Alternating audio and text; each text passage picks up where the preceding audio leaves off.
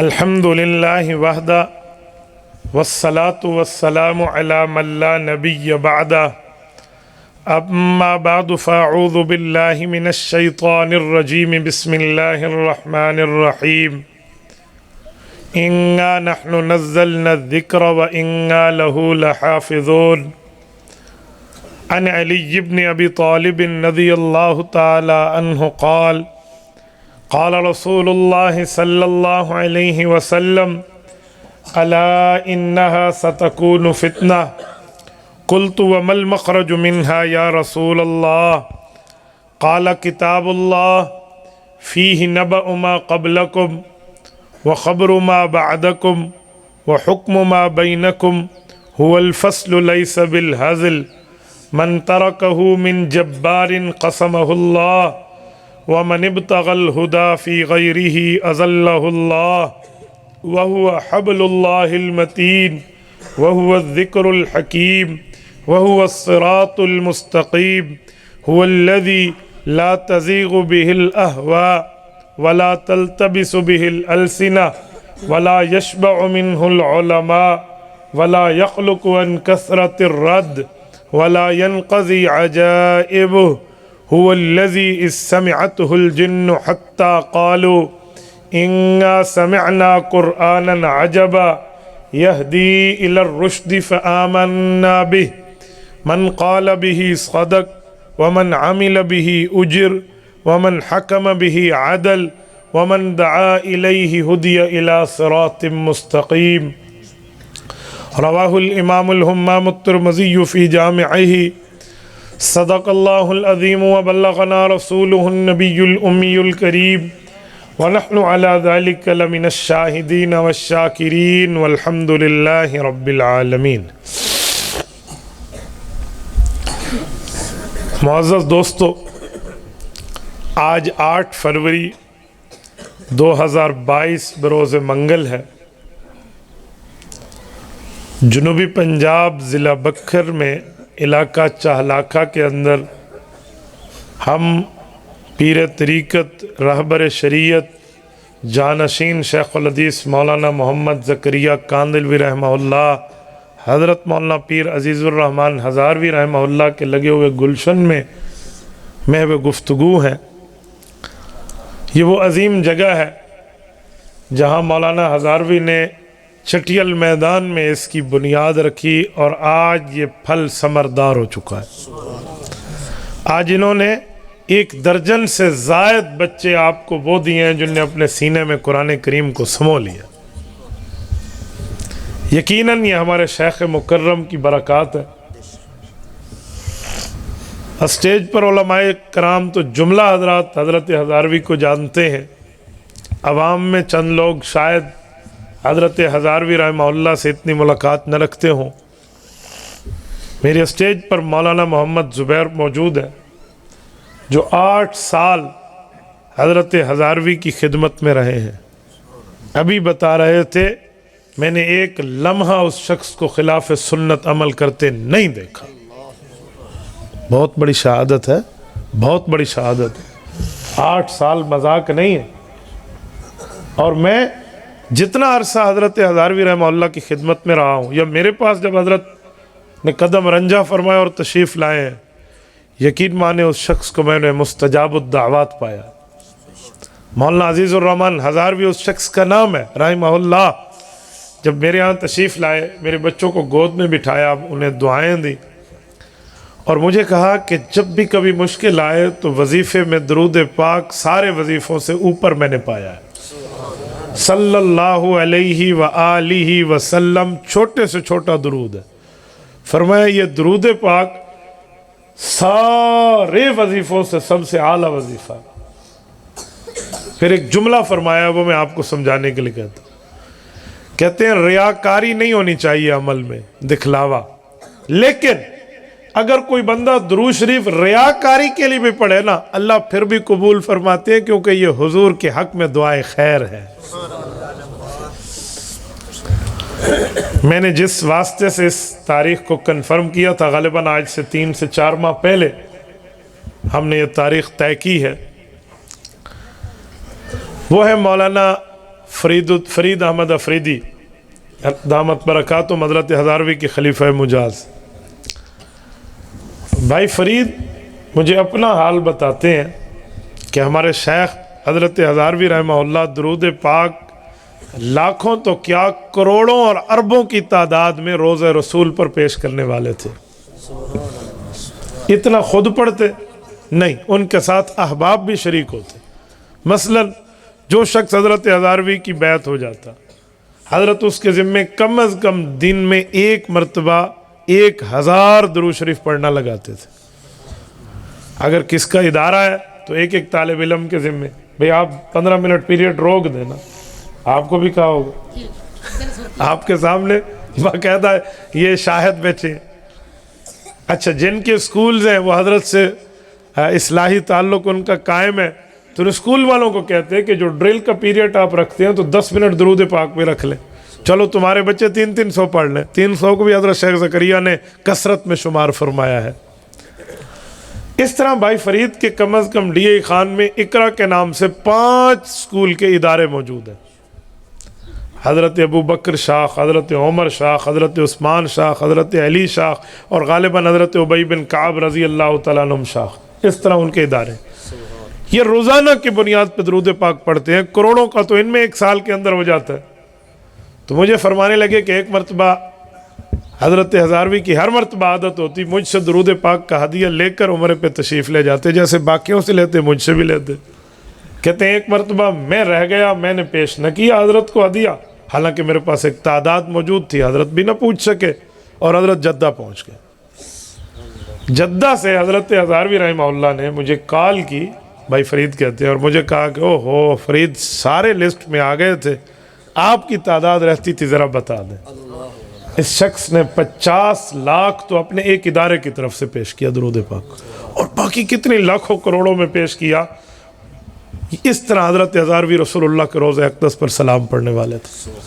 میں نے اپنی آنکھوں سے شیخ مکرم رحمہ اللہ کو دیکھا ہے کہ روضہ نبوی پر رسول اللہ صلی اللہ علیہ وسلم کی مواجہ شریف پر جاتے تو تھے چہرہ اقدس پر سلام کرنے کے لیے، لیکن اکثر طور پہ قدمین مبارک رسول اللہ کے قدم کی طرف یا رسول اللہ صلی اللہ علیہ وسلم کی پشت مبارک کی طرف ٹھہر کر وہاں پر درود پاک کو پیش کیا کرتے تھے۔ ہمارے اکابرین کا ادب دیکھیں، اور اس شخص کو اس درود پاک کی بدولت جو رب کریم نے رتبات و مرتبات و درجات عطا فرمائے ہیں نا، رہتی دنیا تک اس کی مثال پیش نہیں کی جا سکتی۔ آپ ان کی جنت کے باغات اٹھا کر دیکھ لیں، ذکر اللہ کے حلقے نام کی کتاب مجھے حضرت نے خود تحفہ دی، 8 سے 10 گھنٹے کی ایک مجلس پہ میں نے اسے پڑھا، اور اس کی چند کتابت کی کچھ اوپر لکھنے والے کی کچھ مسٹیک تھی کہ لفظ یوں لکھنا تھا تو یوں لکھ دیا، وہ پہلا ایڈیشن تھا۔ میں نے حضرت کو وہ سارے واٹس ایپ پہ عرض کر دیے، میں نے کہا شیخ یہ کہا آپ نے پڑھ لیا؟ میں نے کہا جی ہاں۔ میں حضرت ہزاروی کے مدرسے سے صبح نکلا، شام میرا بالکل بٹ گرام کے ساتھ بالکل آخر میں ایک جگہ وہاں پر پروگرام تھا، شام سے پہلے میں نے اسے مکمل کر لیا۔ تو مجھے کہتے ہیں کہ میرے پاس یہ بہت سی اپنے نوافل کی عبادات بتائیں، درود پاک کی تعداد بتائی، کہ عبدالواحد قریشی تو نے میرے دل میں ٹھنڈ پا دی ہے، لہٰذا میں تمہیں یہ ہدیہ کر رہا ہوں۔ میں اپنی باتیں کرتا ہوں، کوئی اس کو فتویٰ کہے تو کہے، لیکن میں تحدیث بن نعمت کے طور پہ کہتا ہوں۔ حضرت ہزاروی رحمہ اللہ کے جنازے میں شریک تھا۔ حضرت کی تدفین کے 1-2 دن بعد میں قبر اقدس پہ بیٹھا اور حضرت کو اصال ثواب کرنے لگا، اور میں نے سر جھکایا ہوا تھا، جسے مراقبے کی کیفیت کہتے ہیں۔ رب جانتا ہے اتنا سکون پا رہا تھا میں، جیسے سکون ہمیں مقدس سفر حرمین میں ملتا ہے۔ یقین مانے ایسے انوارات کی بارش تھی، ایسے انوارات کی بارش میں اپنے اوپر محسوس کر رہا تھا کہ حضرت پر کیا کیا چل رہا ہے، اور اس کا چھینٹا ہمیں بھی مل رہا ہے۔ رب جانتا ہے مجھ سے 10 گھنٹے کی تقریریں کلوا لو، لیکن میرے لیے الفاظ کم ہو جائیں گے، میں ان الفاظ کو کیسے بیان کروں؟ اس کیفیت کو بیان کرنے کے لیے میرے پاس لفظ نہیں، وہ فیلنگز ہے۔ یہ بندہ ہے مولانا عزیز الرحمن ہزاروی رحمہ اللہ۔ تو اور ان کی ایک کرامت مزید بھی عرض کروں، میں سکھر گیا ہوں محبوب گوٹھ سندھ میں، وہاں رسالت مآب علیہ الصلوۃ والسلام کے 3 صحابہ کرام کی قبور اطہر موجود ہے، قبور مطہرہ وہاں موجود ہے، 3 صحابہ کی، جن میں سب سے بڑے صحابی حضرت عمرو بن عبسہ رضی اللہ عنہ۔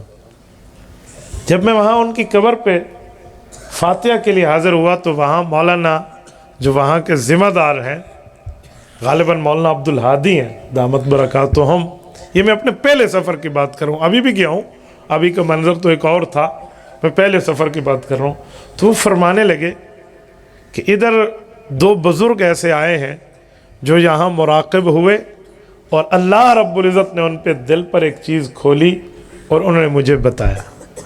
ایک بزرگ ڈیرہ اسماعیل خان کے تھے اور ایک راول پنڈی کے تھے۔ کہا جو ڈیرہ اسماعیل خان کے تھے وہ حضرت خلیفہ عبد القیوم رحمہ اللہ تھے۔ انہوں نے فرمایا تھا کہ اس صحابی رسول کے لیے کہ انہیں جسمانی طور پہ جو تکلیف آئی تھی وہ پیٹ کی بیماری تھی اور اس میں ان کا انتقال ہوا تھا، جسے اللہ کے راستے کی شہادت کہتے ہیں۔ اور دوسرے حضرت ہزاروی رحمہ اللہ تھے جن نے 2 اور قبور کی نشاندہی کر کے کہا کہ ان پر بھی فاتحہ پڑھیں، یہ بھی پیغمبر کے صحابہ کی قبور ہے۔ حضرت مولانا ہزاروی کو آپ کیا جانو، بس ایک بہت بڑی شخصیت ہم سے رخصت ہوئی ہیں، دعا کریں رب کریم اس کی قبر کو انوارات سے بھر دے۔ اللہ پاک حضرت ہزاروی کا فیض ہم سب کو عطا فرمائے، اللہ ہمارے شیخ مکرم کے درجات بلند فرمائے، اللہ تعالی حضرت کے آخرت کے منازل کو مزید بلند فرماتا۔ ہم عظمت قرآن کی تقریب میں موجود ہیں۔ میں عظمت قرآن کے حوالے سے 2-4 باتیں آپ کی خدمت میں کرتا ہوں۔ یہ بات یاد رکھو کہ قرآن ہمیشہ رہنے کے لیے آیا ہے، قرآن ختم ہونے کے لیے نہیں آیا، قرآن ہمیشہ رہے گا۔ جب قرآن ہمیشہ رہے گا یہ طے ہے تو پھر ہم اور ہماری اولادیں بھی صاحب قرآن بن جائیں تاکہ ہمیشہ رہنے والے ثواب میں ہمارا حصہ بھی شامل ہو جائے۔ میں نہیں کہتا معاشرتی علوم ہمیشہ رہے گی، میں یہ نہیں کہتا کہ ریاضی کی کتابیں ہمیشہ رہے گی، میں یہ نہیں کہتا کہ میری فزکس اور کیمسٹری کی کتابیں اسی طرح ہمیشہ رہیں گی، بدلیں گی نہیں، ان کے فارمولوں میں چینجز نہیں آئیں گی۔ ہو سکتا ہے آ جائیں، سائنس میں آج کی تحقیق کہاں کل کی کہاں، سائنس کی کچھ تحقیق ہے جی کان کے پردے سے پانی اندر جاتا ہے جی نہیں جاتا، اسی بنیاد پر فتوے 2 طرح کے، ابھی اندر جاتا ہے تو روزہ ٹوٹتا ہے جی نہیں جاتا تو نہیں ٹوٹتا۔ سائنس کی تحقیق کب بدل جائے، لیکن باقی علوم بدلے تبدیل ہو سکتے ہیں، اللہ کا قرآن ہمیشہ ہمیشہ ایک رہے گا۔ تو جب یہ ایک رہے گا تو ہمیں بھی چاہیے کہ ہم قرآن اپنے سینے میں رکھ کے نیک رہیں، ہم اور ہماری اولادیں اس کلام اللہ کو اپنانے والے بن جائیں، اس کلام اللہ کو اپنے سینے میں اٹھانے والے بن جائیں۔ اور سنو، جب کلام اللہ کو ہم لوگ سینے میں رکھیں گے تو یہ ذمہ داری اللہ کی پوری ہوگی۔ آپ کہیں گے کیسے؟ میرے پاک پیغمبر پر جب قرآن کریم اترتا، رسول اللہ کی چاہت ہوتی کہ بے اترتا جائے میں ساتھ ساتھ پڑھ کر یاد کرتا جاؤں کہ کہیں بعد میں قرآن بھول نہ جائے، اگلی نسلوں تک پہنچے کیسے؟ تو سورۃ قیامہ پارہ نمبر 29 پہلا رکوع، رب کریم نے سورۃ قیامہ کے پہلے رکوع میں آیت اتاری، فرمایا لا تحرک بہ لسانک لتعجل بہ، محبوبم یہ کام مت فرمائیے کہ آپ ساتھ پڑھیے، بلکہ آپ آرام سے سنیے۔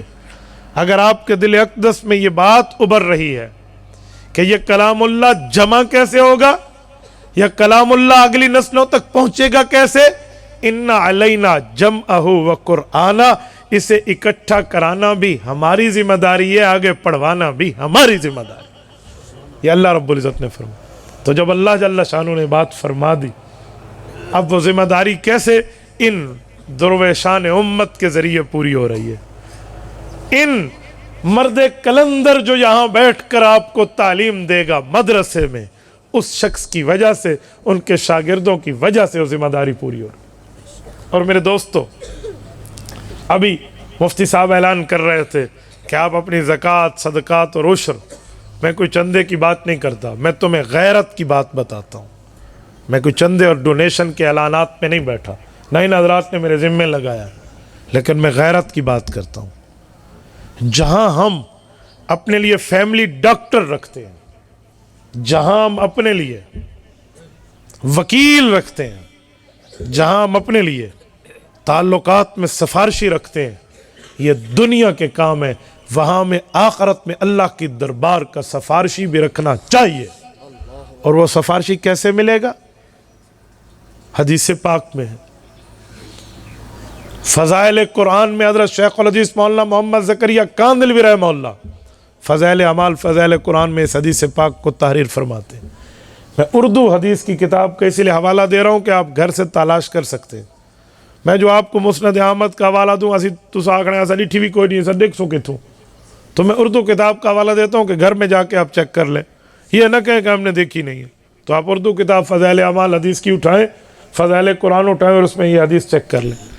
حضرت علی فرماتے رسالت مآب نے فرمایا کہ جو بندہ قرآن کریم کو اپنے سینے میں رکھے گا, عشرۃ من اہل بیتہ کلہم وجبت علیہ النار, اسے پیکج ملے گا قیامت میں کہ تیرے وہ 10 فیملی ممبرز, وہ 10 تیرے برادری کے لوگ جن پر اللہ نے جہنم کو لکھ دیا ہے, آج تیرے حفظ قرآن کی بدولت, تیرے عمل بالقرآن کی بدولت, تیرے قرآن کریم کو اپنے سینے میں رکھنے کی بدولت تجھے یہ پیکج مل رہا ہے.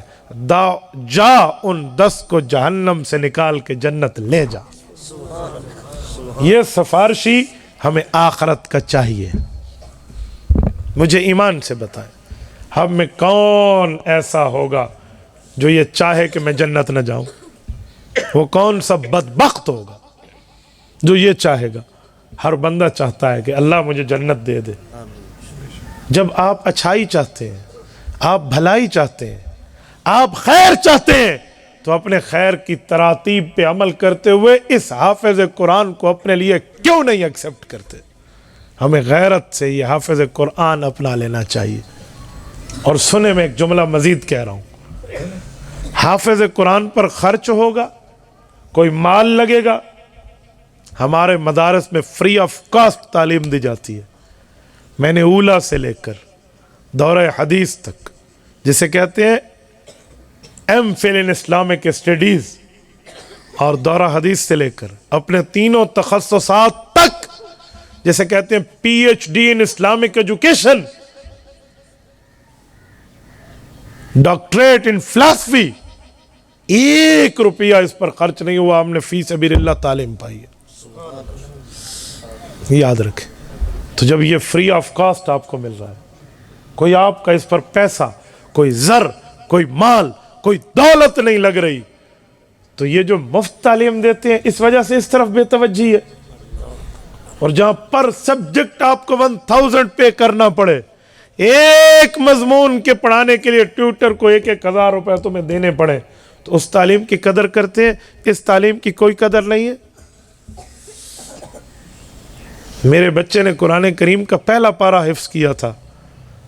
میں نے کہا پورے مدرسے کے طلباء اور اساتذہ کو گنو, انہیں میں ایک کو ہدیہ دوں گا اور ان کے لیے کھانا اور پوری ترتیب بنوائی. تو مجھے میرا بیٹا کہتے ہیں ابو میں نے تو ایک پارہ پڑھا, حفظ تھوڑی کی, تب آپ اتنا کر رہے ہیں. میں نے کہا بیٹا تیرا باپ تیری زندگی میں بچے یا نہ بچے, تو حافظ بنے, میری آنکھیں دیکھیں یا نہ دیکھیں, لیکن تیرا ایک پارہ پڑھ جانا تیری باپ کی بخشش کے لیے کافی ہے. مجھے اس پر اور کچھ نہیں چاہیے. یار آپ کہاں بیٹھے ہم لوگ؟ ہماری غیرت کہاں گئی ہے اسلامی؟ ہم اپنے معاملات یہاں نہیں لگاتے. ہمیں قبر نہیں آنی, آخرت نہیں آنی, ہم نے مر نہیں جانا, اللہ کو کیا جواب دینا ہے؟ ساری زندگی دنیا میں رہنا ہے. کوئی اپنے اولادوں کو دین پڑھاؤ. میں نے آج تک نہیں دیکھا کسی گھر میں مہمان آئے اور وہ اس گھر والوں سے پوچھیں کہ بتاؤ تمہارا بچہ کون سا پارہ پڑھتا ہے. سب پوچھتے ہیں آپ کا بچہ کون سی کلاس پڑھتا ہے اسکول میں. کیوں؟ ہمیں اسلامی تعلیم کی قدر نہیں ہے, ہم نے کلمہ نہیں پڑھا, اور میرے نبی پاک نے اس قرآن پر اپنی جوانی کو لگا دیا ہے. سنو مسند احمد میں حدیث موجود ہے, حضرت ابو बकर सिद्दीक रजी अल्लाह अन्हु रावी हैं। हुजूर पाक ने फरमाया या अबा बकर शय्यबतनी हूद व खवातिहा। कुरान करीम में सूरत हूद और इस जैसी सूरतें उतरी जिसमें आखरत की तज़कीर का जिक्र है। इस कुरान के नुज़ूल ने तुम्हारे नबी की जवानी को बुढ़ापे में बदल दिया। वो क्या बुढ़ापा और जवानी था? वो यही है कि कुरान करीम सूरत हशर के आखिर में रब फरमाते हैं पारा नंबर 28 में, फरमाया लौ अनज़लना हाज़ल कुरआन अला जबल लराइतहु खाशियम मुतसद्दिअम मिन खशियतिल्लाह। कहा कुरान पहाड़ पे आता तो पहाड़ में दो चीजें आती, एक खुशू एक तसद्दो। खुशू कहते हैं झुक जाना, तसद्दो कहते हैं अंदर के हैबत से फट जाना, जैसे सिलेंडर ब्लास्ट होते से तसद्दो कहते हैं। और खुशू अल्लज़ीना हुम फी सलातिहिम खाशिऊन, आंख का झुक जाना। ये बा मुहावरा कुरान ने बोला है। क्या मतलब कि पहाड़ की ताकत कितनी है, पहाड़ की कुव्वत कितनी है, पहाड़ की पावर कितनी है। हम कहते हैं वाह, किसी की इस्तिकामत बतानी हो तो कहते हैं जबले इस्तिकामत, पहाड़ों जैसा दिल रखता है तो पहाड़ की बड़ी ताकत है। रब फरमाते हैं इस पहाड़ पर मैं कुरान उतारता तो पहाड़ में दो चीजें होती, खाशिअ मुतसद्दिआ, इसकी ताकत कुरान को न उठा सकती तो इसकी आंखें झुक जाती, यानी पहाड़ की ताकत जीरो हो जाती। यह हैबत जलाल कलाम खुदावंदी है। नंबर 2 मुतसद्दिआ, इस कुरान के नुज़ूल की वजह से पहाड़ में ऐसी गैसेज आती कि वो ब्लास्ट होकर फट जाता, जिसे हम कहते हैं रेजा रेजा हो जाता। ये लफ्ज़ है असल में, ये बा मुहावरा कुरान हमें समझा रहा है। तो वो तो पहाड़ पे नहीं आया। आज इन सारे बच्चों ने कुरान पढ़ा, अपने सर पे पगड़ियां बंधवा ली। ये 2 दर्जन के लगभग बच्चों के सर पे हमने कुरान के पढ़ने पर पगड़ियां बांधी। क्यों? इनका सीना तो नहीं फटा, इनका हार्ट अटैक तो नहीं हुआ, अल्लाह इन्हें महफूज रखे, इन्हें तो कोई तकलीफ नहीं आई। तो कुरान पहाड़ पे आए, पहाड़ फट जाए, इसके सीने पे आए, सीना महफूज रहे। क्यों? वो एक ही वजह है कि कुरान डायरेक्ट पहाड़ पे आता तो फट जाता। कुरान डायरेक्ट पहाड़ पे नहीं आया, पहले मदनी करीम के दिल पे आया है, फिर तेरे और मेरे पास आया है। मेरे नबी के दिल अक़दस में वो ताकतें मौजूद हैं जो पहाड़ में नहीं है। मेरे नबी ने जलाली कलाम को जमाली बनाकर तुझे और मुझे अता किया। हुजूर के सीने से गुजर के आया है। बिजली गर्म है या ठंडी है? गर्म है, क्योंकि जो करंट वाला हो वो जल जाता है, बर्फ नहीं बनता। ये गर्म है, तो जब गर्म है तो फिर एसी क्यों लगाते हो बिजली ऑन करके कि कमरा गर्म हो, नहीं ठंडा हो? फ्रिज क्यों रखते हो? फ्रिज में कोई चीज खोलने लग जाए, उबलने लग जाए? जी नहीं, वो ठंडी हो जाए। क्यों भाई? बिजली गर्म है, फ्रिज में, फ्रीजर में और एसी में कूलिंग कहां से आई, ठंडक कहां से आई, बरूदत कहां से आई?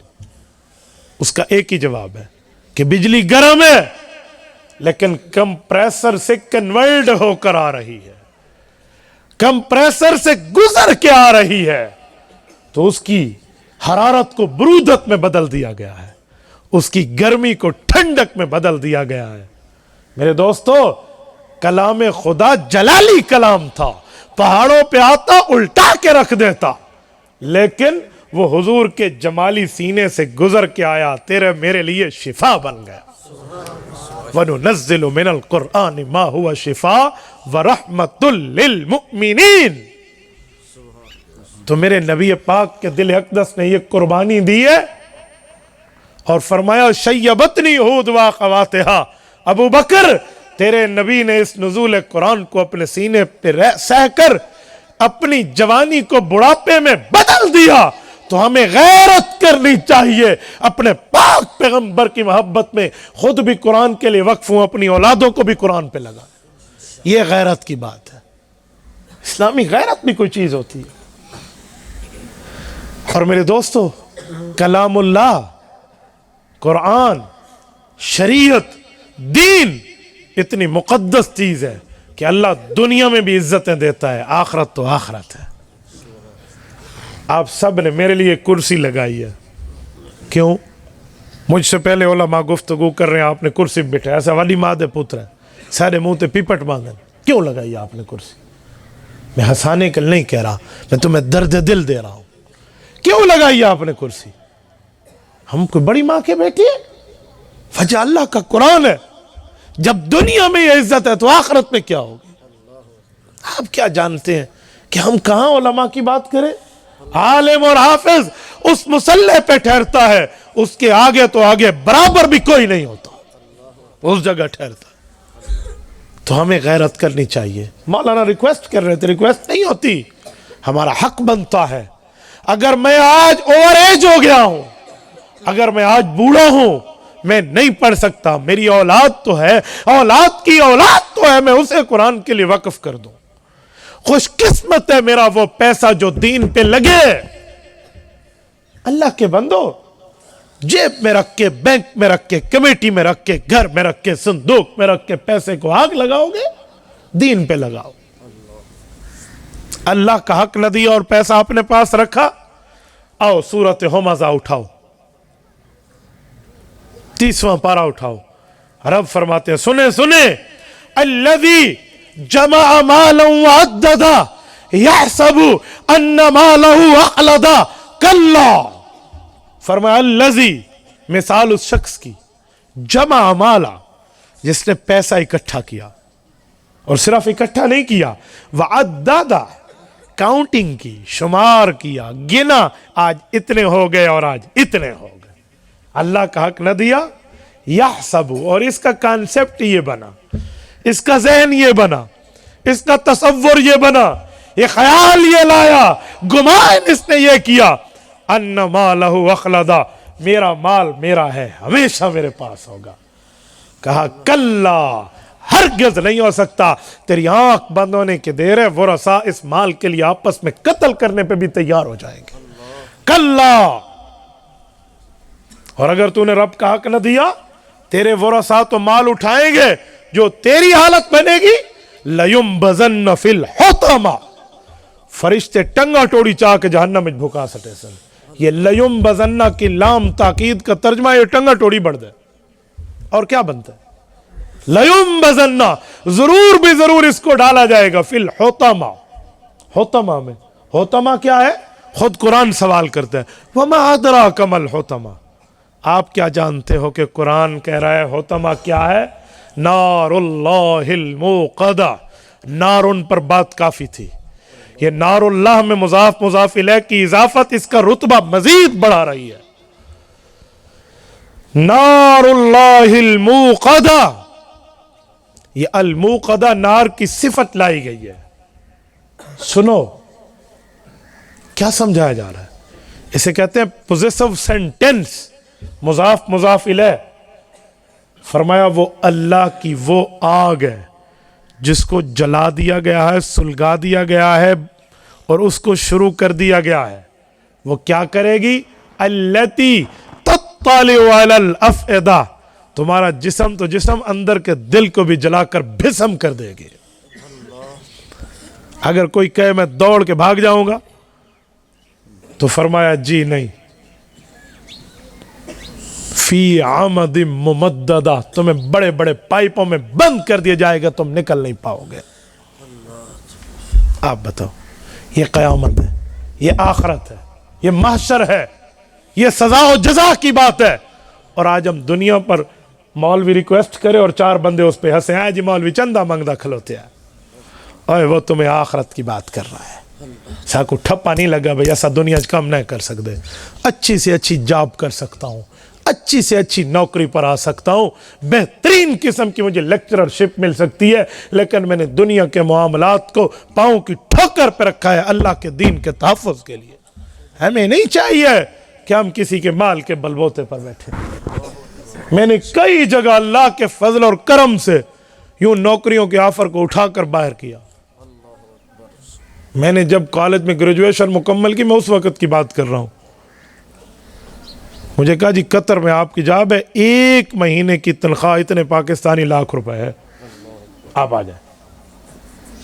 میں نے اپنے بڑوں سے مشورہ کیا, بڑوں سے مراد جو میرے علمی روحانی آبا ہے, انہوں نے کہا دین پر لگے رہو.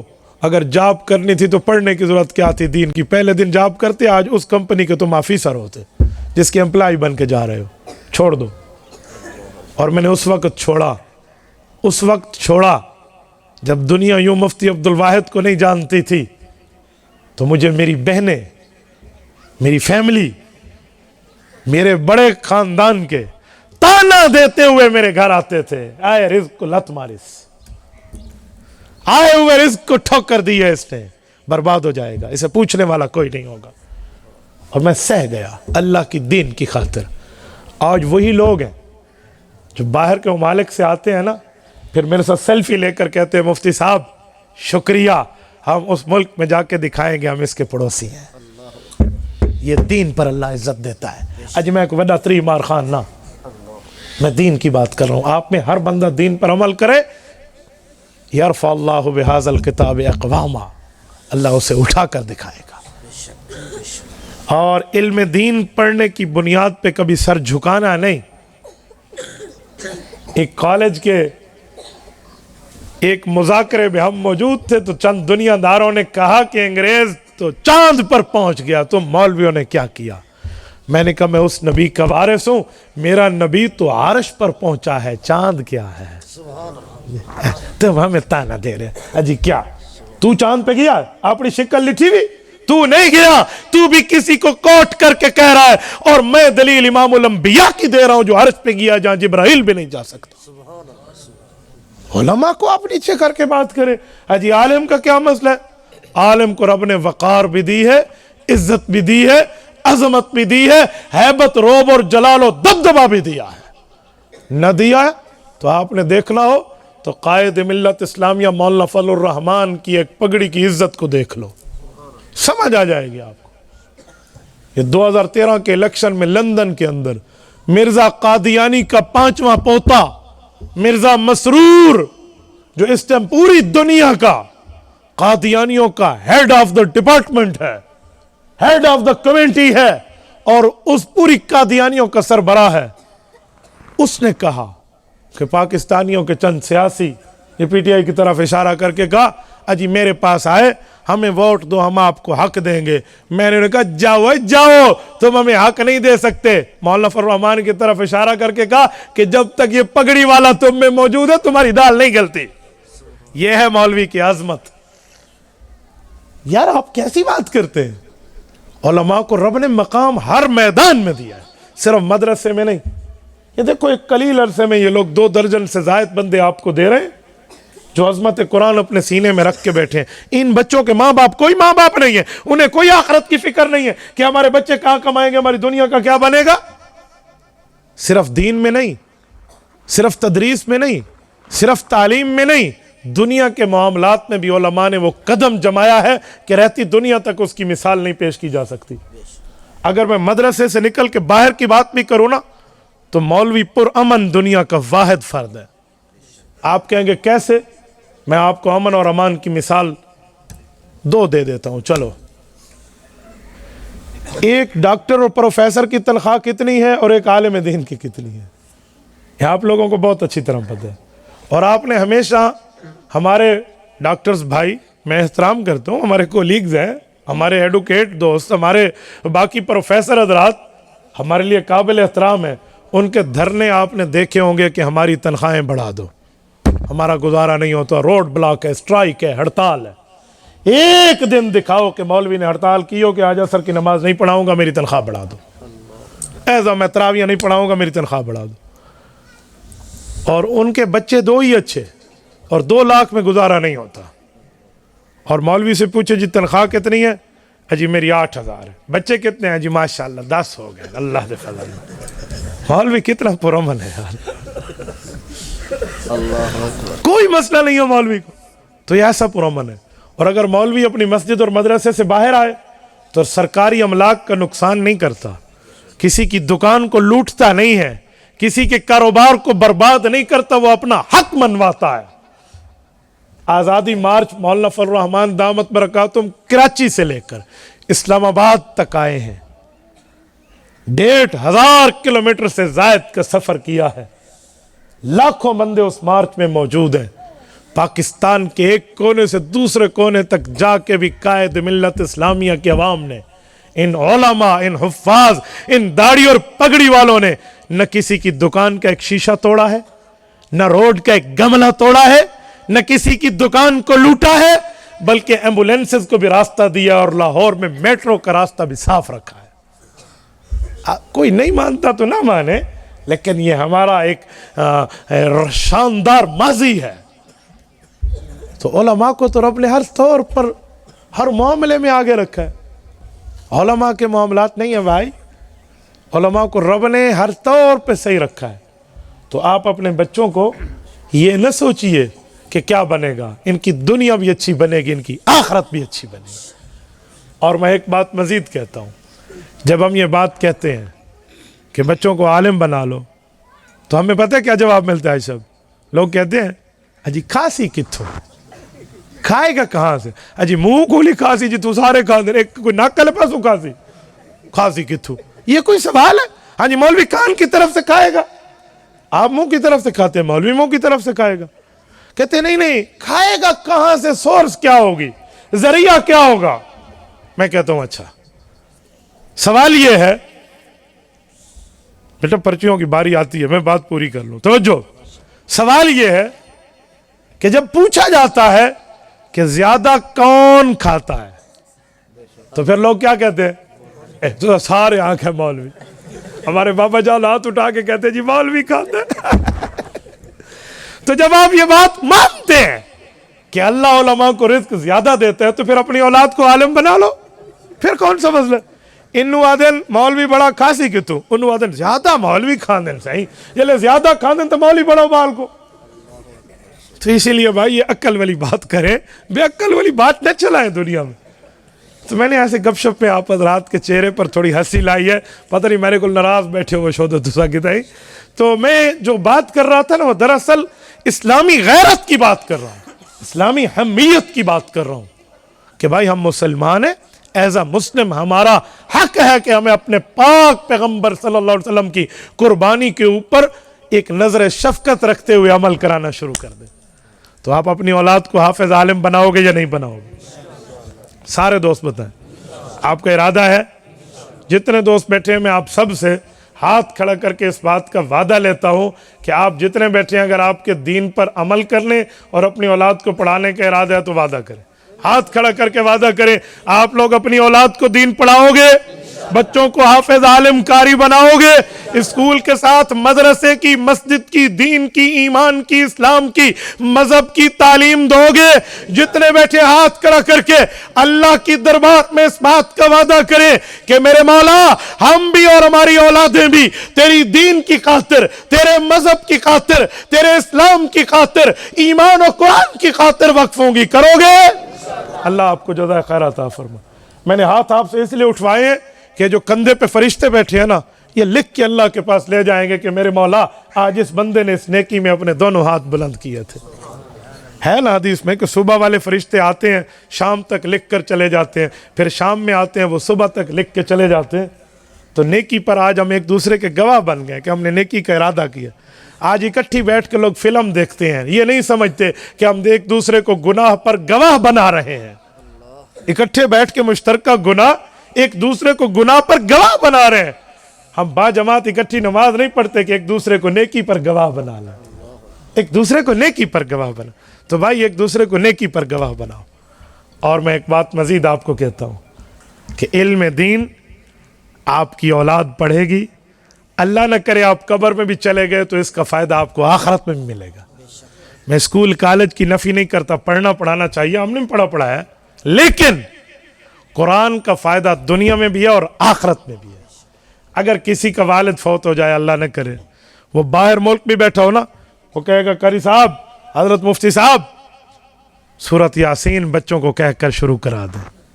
کوئی کہے گا پھر ریاضی کی کتاب پڑھ لیں, ہاں اجی سائنس کی بک پڑھا دیں, اجی بیالوجی پڑھا دیں, ڈبل میتھ اسٹیٹ پڑھا دیں, کوئی کہے گا میتھمیٹکس کی تلاوت شروع کر دیں.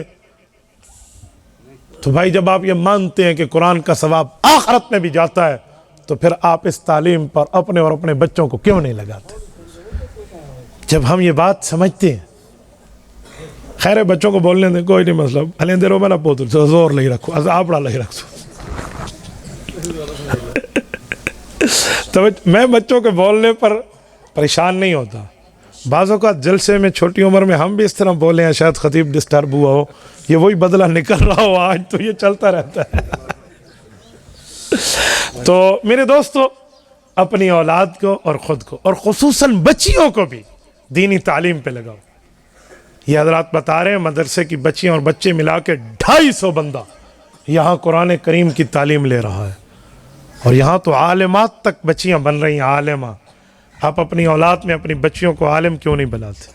میں نے اپنی بیٹی کے لیے طے کیا انشاءاللہ, میرے اللہ نے کرم رکھا, میں عالم بھی بناؤں گا اور ENT آنکھ گلے اور ناک کا ڈاکٹر بھی اس بچی کو بناؤں گا.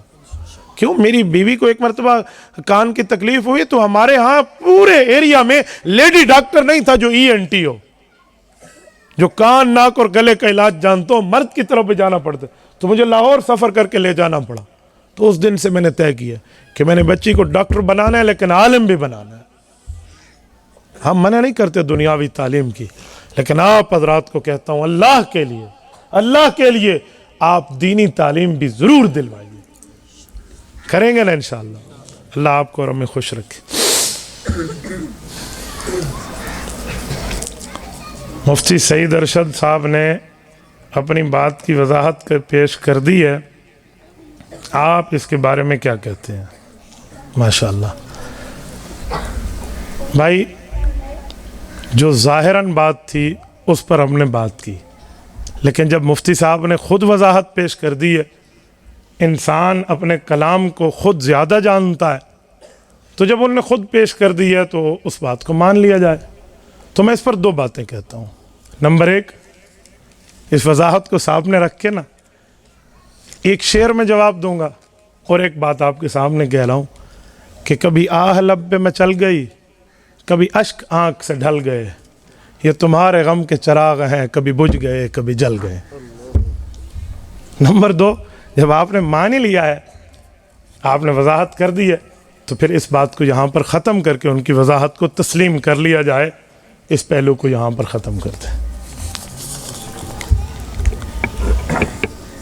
ایک مولوی صاحب جنازے کے موقع پہ اعلان کر رہے تھے کہ رسم کل خوانی نہیں ہوگی. پھر ایک آدمی نے کہہ دیا کہ میرے بس میں نہیں تھا, ورنہ مولوی صاحب کا گریبان پکڑتا کہ ایسے شخص کا کیا حکم ہے. ایسا شخص سادہ آدمی ہے, جو مولوی صاحب پر اعتراض کر رہے ہو سادہ آدمی, کیا اس سے لڑتے ہو؟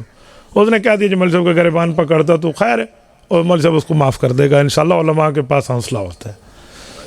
دوسری بات کہ جو مولوی صاحب مسئلے کی حد تک بات ہے نا, وہ ٹھیک ہے. مسئلہ مولوی صاحب نے ٹھیک کہا ہے کہ رسم کل خوانی نہیں ہونی چاہیے. اللہ کے رسول دنیا سے گئے ہیں, ان کی نہیں ہے. خلفاء راشدین گئے ہیں, ان کی بھی نہیں ہے. اسی طرح صحابہ کرام میں کسی سے ثابت نہیں ہے. تو مولوی صاحب کا مسئلہ ٹھیک ہے. باقی ایسا بندہ بھی اپنا ہمارا بھائی ہوگا, کیا خواہ سے آپ اس طرح کی ذاتی لڑائیاں لڑتے. ایک بچہ, ایک لڑکا جس کا ابو دیوبندی مسجد میں نماز پڑھنے سے منع کرتا ہے, بچہ مطمئن نہیں ہے تو کیا کرنا چاہیے؟ بچہ چھوٹا ہے تو اب میں بچے کو باپ سے کیا جدا کرتا پھروں بھائی. ٹھیک ہے, اس کے والد صاحب کو سمجھائیں, اس کو بیٹھ کر دلائل سے قائل کریں تو مسئلہ ٹھیک ہو جائے گا. باقی اب بچے کے اوپر میں باپ سے کیا لڑائی کی باتیں آپ کو سنا. مرزا جہلمی کے فتنے سے آگاہ کریں. جب آپ مانتے ہیں کہ وہ فتنہ ہے تو پھر آگاہ کیوں کریں؟ جب ایک بندہ فتنہ ہے تو جب فطرہ تو فطرے سے اللہ بچا لے. بس اتنی بات کہتا ہوں کہ انجینئر علی مرزا جو جہلم کا ہے نا, وہ نہ حافظ ہے, نہ عالم ہے, نہ قاری ہے, نہ مفتی ہے, وہ صرف انجینئر ہے. تو انجینئر صاحب کو کہو آٹو کیٹ ہمیں سمجھائیں, نقشہ بنانا ہمیں سمجھائے, تھلی کیسے سیدھی ہوتی ہے کیسے ٹیڑھی ہوتی ہے یہ بتائے, مکان کی کنسٹرکشن کی ترتیب کیا ہے یہ بتائے. وہ جو دینی مسئلے بتانے بیٹھے گا تو پہلے اس کو کہو عالم بن جا بھائی, عالم بن جاؤ, پھر بتاؤ. حضرت جی پیر ذوالفقار احمد نقشبندی دامت برکاتہم عالم بھی ہیں انجینئر بھی ہیں, ہم ان کو قدر کی نگاہ سے دیکھتے ہیں, وہ دونوں مسئلوں کے ماہر ہیں. ٹھیک ہے بھائی, ہمیں تو کوئی اعتراض نہیں ہے. جب یہ انجینئر صاحب جسٹ انجینئر وداؤٹ عالم دین ہے تو ان کا کیا کام ہے کہ علماء کے مسئلے بتائے. تو ایسے بندوں کے معاملات ذرا دیکھ کر آپ کام کیا کریں. رشتہ داروں میں کس کے ساتھ رشتہ جائز ہے کس کے ساتھ ناجائز؟ سب رشتہ داروں کے ساتھ رشتہ کرنا جائز ہے بھائی. جہاں آپ کا رشتہ بہتر ہو وہاں کریں. آپ نے صرف رشتہ دار کا ہے, مجھے کیا پتا بھی تمہارا رشتہ دار نال کیرا رول ہے, آپ وہ مسئلہ بھی ساتھ لکھ دیتے نا جو مسئلہ تو تمہیں بتا دیتا. باقی شادی میں رشتہ کہاں کرنا چاہیے, میں آپ کو ایک حدیث پاک سنائے دیتا ہوں. مشکات جلد نمبر 2 کتاب النکاح کے پہلے صفحے کی روایت ہے. حضرت ابو ہریرہ رضی اللہ تعالیٰ عنہ غالباً شادی کرنی تھی تو حضور پاک علیہ السلام کے پاس آئے, تو آپ علیہ السلام سے اپنی شادی کے بارے میں مشورہ کیا. تو حضور پاک علیہ السلام نے 4 باتیں فرمائیں. حضرت ابو ہریرہ رضی اللہ تعالیٰ عنہ کو حضور نے فرمایا تنکح المرأة لأربعین لمالها لحسبها لجمالها لدینها, کہ عورت سے شادی لوگ یا تو حسن دیکھ کے کرتے ہیں, یا خاندان دیکھ کر کرتے ہیں, یا اس کا مال دیکھ کر کرتے ہیں, یا اس کا دین دیکھ کر کرتے ہیں. تو حضرت ابو ہریرہ رضی اللہ عنہ فرماتے ہیں کہ اللہ کے رسول یہ بات فرما کر قدر خاموش ہوئے تو میں نے آنکھوں میں گویا دیکھا کہ میرے لیے آپ کیا ریکمینڈ فرماتے ہیں, کیا تجویز فرماتے ہیں کہ میں ان چاروں میں کیا کروں. تو حضور نے فرمایا فظفر بذات الدین, دینداری پہلے دیکھو اور شادی کر لو, کامیاب شادی ہوگی. فظفر, فوج ظفر موج سے لا رہا ہوں ترجمہ سمجھانے کے لیے. فظفر بذات الدین, دینداری کی بنیاد پہ شادی کر کے ابو ہریرہ کامیاب ہو جا. دینداری ہو, حسن بھی ہو, دینداری ہو, مال بھی ہو, دینداری ہو, خاندان بھی ہو, بہت اچھا, لیکن پہلے دینداری ہو. آپ دینداری نہ دیکھیں, مال دیکھیں, دولت دیکھیں, خاندان دیکھیں, حسن دیکھیں, تو جس گھر میں بغیر دین کے چاند جیسی بہو آتی ہے اس گھر والے دن کو تارے بھی دیکھتے ہیں. ٹھیک ہے, اس لیے پہلے آپ دین دیکھیں, پھر چاند نہیں, پھر چاند سے بھی بڑھ کے حسن اللہ آپ کو دے دے گا, پھر کوئی مسئلہ نہیں ہے. یہ میں نہیں مولوی صاحب, میں کو غلط آ کر تو فرماؤ جا. چاند جیسی بہو لینی ہے, دیندار نہیں لینی تو وہ تو کچھ نہیں, تارے نہیں کھیسی انشاءاللہ. سورا ہی دیکھ سی بیٹھا تارے, تو ساس ہی دیکھ سی بیٹھی, تو ننانی دیکھ سی بیٹھی, تو یک کے آنکھ سے ہاں اوہی تارا کھڑو تے اوہی کھڑو تے کام تو والا پورا تھی بیٹا. تو پہلے دین دیکھیں بھائی, دین کے بعد اگلا کام کریں. بیا کو رشتہ پوچھنے, عقیدہ حیات النبی صلی اللہ علیہ وسلم کی وضاحت فرمائیں. اہل حق, اہل سنت والجماعت, دنیا میں 4 اہل حق ہیں, امام مالک, امام شافعی, امام احمد اور امام ابو حنیفہ رحمہم اللہ کے متبعین. یہ چاروں اہل سنت والجماعت ہیں, چاروں اہل حق ہیں. اس دھرتی پہ یہ چاروں سنی مسلمان ہیں. ان چاروں فقہا کا نظریہ قرآن اور حدیث کے سامنے رکھتے ہوئے یہ ہے کہ وفات کے بعد انبیاء کرام اپنی قبروں میں زندہ ہیں. خصوصاً رسول اللہ صلی اللہ علیہ وسلم کی ذات اقدس کے قبر پہ پہنچ کے سلام پڑھو, حضور خود سنتے ہیں, دور سے پڑھو فرشتے لے جاتے ہیں. ہم اس کے قائل بھی ہیں, فاعل بھی ہیں. ہم اس کو قرآن سے بھی ثابت سمجھتے ہیں, حدیث پاک سے بھی ثابت سمجھتے ہیں. تو ایسی تو کوئی بات نہیں ہے. آپ کی 4 علاقہ کی سرزمین 12 سال پہلے اس بات کی گواہ ہے. اللہ پاک نے اہل حق کو اس پر فتح عطا فرمائی ہے, آپ پھر بھی پوچھتے ہیں. حضرت جی جس جگہ بیان ہو رہا ہے چالاکھا میں, یہاں ووٹ کے بارے میں آپ کوئی بات کر دیں. بھائی جہاں تک ووٹ کی بات ہے نا, تو 4 جماعتیں علماء کرام ایسی سمجھتے ہیں جن پر اتفاق ہے سب کا. ایک سیاسی پلیٹ فارم ہے, اور ایک خالصتاً مذہبی پلیٹ فارم ہے, ایک خالصتاً ایمانی پلیٹ فارم ہے, اور ایک خالصتاً تعلیمی پلیٹ فارم ہے. خالصتاً ایمان کی محنت تبلیغی جماعت ہے, اور ہم سب کا اس پر اتفاق ہے کہ وہ اہل حق کی جماعت, اس پر کوئی دوسری رائے نہیں ہے. اور ایمان کی حفاظت کے لیے مذہبی پلیٹ فارم عالمی مجلس تحفظ ختم نبوت ہے, ہمارے اکابر کی جماعت ہے, ہم سب کا اس پر اتفاق ہے. اور تعلیمی میدان میں وفاق المدارس العربیہ پاکستان ہمارا اہل حق کا متفق علیہ بورڈ ہے, تو ہم اس پر اتفاق رکھتے ہیں. اور چوتھے نمبر پہ سیاسی میدان ہمارا جمعیت علماء اسلام کا ہے, ہم اس پر قائم ہیں. اب کوئی بندہ ادھر ادھر کی بات کرے تو میں کہوں گا تو ادھر ادھر کی نہ بات کر, یہ بتا کہ قافلہ کیوں لوٹا, مجھے راہ زنوں سے گلا نہیں, تیری راہبری کا سوال ہے. ہم تو اہل حق کے ساتھ ہیں, جمعیت علماء اسلام کے ساتھ ہیں. ہم حضرت مولانا فضل الرحمان دامت برکاتہم کے لیے دعا گو ہیں. رب کریم ان کی عمر میں، ان کے علم میں، ان کی صحت میں، ان کے تقوی میں، ان کے ساتھیوں میں، احباء میں، ان کے ارادوں میں برکات عطا فرما۔ ہر شرور سے، فتن سے، فساد سے، جادو تعویذ گنٹ کی لعنت سے، حاسدین کے حسد سے، ساحرین کی سحر سے، ناظرین کی نظر بد سے، فتین کے فتنے سے، خفیہ اور اعلانیہ سازش سے اللہ اس شخص کو محفوظ رکھے۔ مجبوری میں بینک کے اندر نوکری کرنا کیسا ہے؟ جائز ہے تو بتا دیں، اور وہ امامت بھی کر دے۔ لو جی، بینک مینیجر بھی ہے اور مسجد کا امام بھی ہے، سلام ہے وہ امام مسجد کو، تو اس امام کے پیچھے وہ نماز پڑھے جو سودی ہیں، سود کھانے دینے والے ہیں تو سودی امام، سودی مقتدی، جی بسم اللہ۔ جو سود نہیں کھاتا اس نے پڑھی تو اس کی نماز ایسے گئی ہے، چٹکی لکار گئی۔ مولوی صاحب یہ تک کمال تھی گیا، تو میں پورے پاکستان گھومتا ہوں، 4-5 جگہ صوبوں میں جاتا ہوں، آج تک میں نے ایسا نمونہ نہیں دیکھا جو 4 لاکھ کا بکر والا دکھا ہے۔ میں ایک جگہ گیا تو ایک امام صاحب تھے وہاں پر، غالباً انہوں نے کوئی میچ دیکھ لیا تھا ٹی وی پر، اور ہوٹل سے گزرتے ہوئے دیکھا تو مقتدیوں نے بھی دیکھ لیا کہ امام صاحب ٹی وی پر میچ دیکھ رہا ہے، بس امام کی تو قضا آ گئی۔ جب میں جلسے پہ تھا تو اس طرح مجھے پرچے دیکھے، یہ جو مولوی صاحب بیٹھے ہیں نا، یہ آپ کے امام صاحب، یہ پگڑی والے، ان کو سمجھاؤ یہ میچ دیکھتے ہیں، اس کے پیچھے نماز ہوتی ہے۔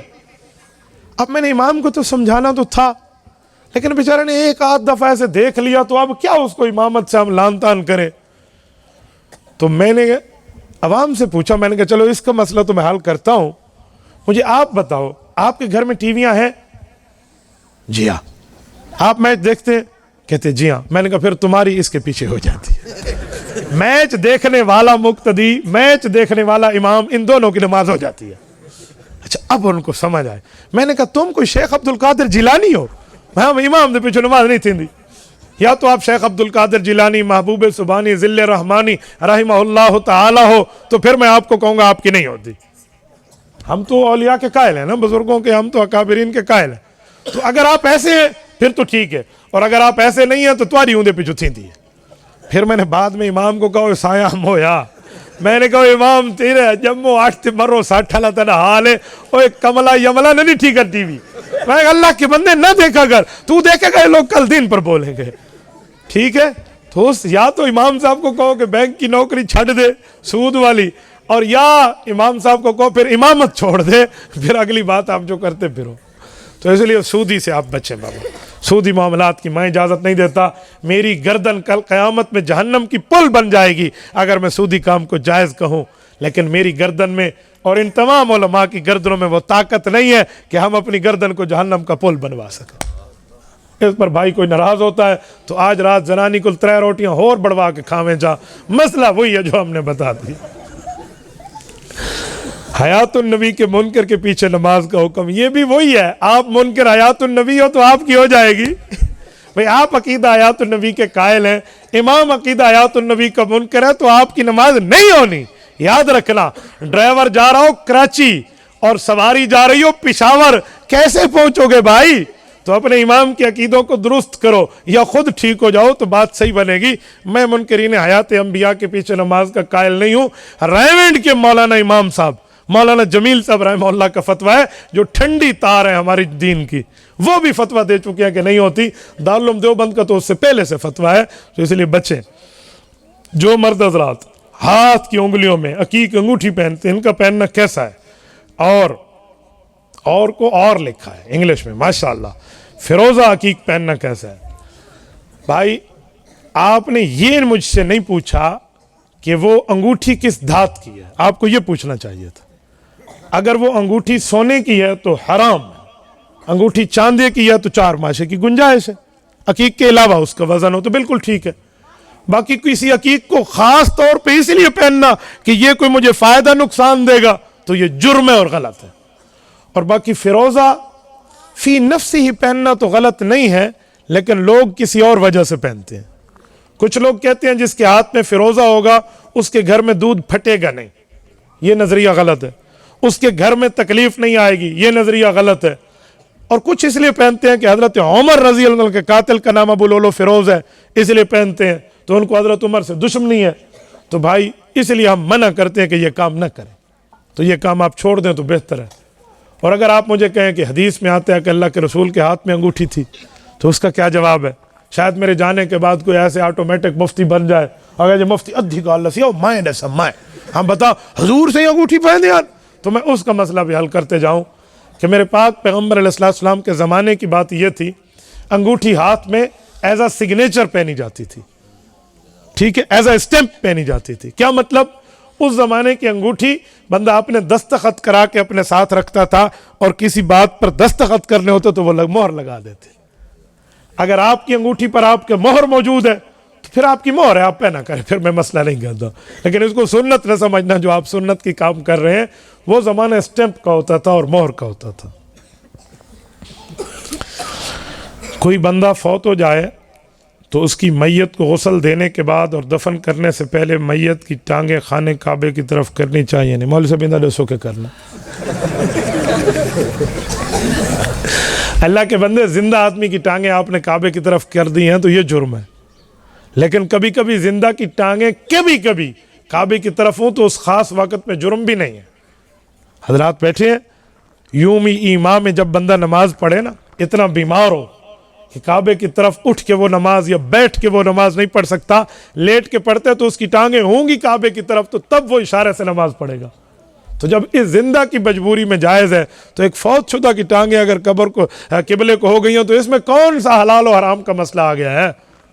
آپ سادے آدمی ہیں، مجھ سے میرے متعلق مسئلہ پوچھا کریں، باقی حضرات مفتیان کرام آپ کے پاس میرے علاقے سے زیادہ حضرات یہاں بزرگ موجود ہیں، ان سے آپ پتہ کر لیا کریں۔ اگر کوئی فوت ہو جائے، اس میت کو غسل دینے کے بعد میت پر کلمے والی چادر ڈالنی چاہیے یا نہیں؟ یہ رواج ہے بھائی، یہ کوئی مسنون طریقہ نہیں ہے کہ آپ کلمے کی چادر اوپر ڈالیں، کلمہ دل میں ہونا چاہیے، ٹھیک ہے۔ سورۃ ابراہیم آیت نمبر 27 رب کریم فرماتے ہیں یثبت اللہ الذین آمنوا بالقول الثابت فی الحیات الدنیا وفی الآخرہ، فرمایا مسلمان کو اللہ تعالیٰ دنیا میں بھی کلمے پر ثابت قدم رکھتا ہے، آخرت میں بھی۔ صحابہ نے پوچھا یا رسول اللہ آخرت کا مطلب؟ حضور نے فرمایا فی الآخرہ کا مطلب قبر میں سوالات و جوابات کے وقت یہ کلمہ آپ کو اللہ اس کلمے پر ثابت رکھے گا، تو وہ آپ کے دل میں ہونا چاہیے۔ کلمے والی چادر لکھ کر اوپر رکھیں، کلمہ کسی چیز سے لکھ کر کسی اینٹ کچی پہ رکھ کر قبر میں رکھیں، یہ کوئی اسلامی ترتیبیں نہیں ہیں، یہ کوئی اسلامی باتیں نہیں ہیں۔ آپ اس بات کو صرف اتنا کر سکتے ہیں کہ آپ اس کو رسم کہہ سکتے ہیں، رواج کہہ سکتے ہیں، یہ دین کی باتیں نہیں ہو سکتی۔ اللہ تعالیٰ آپ کو اور ہمیں خوش و خرم رکھے، صراط مستقیم پہ رکھے، دین اسلام پہ رکھے۔ جزاکم اللہ تعالی وآخر دعوانا ان الحمد للہ رب العالمین۔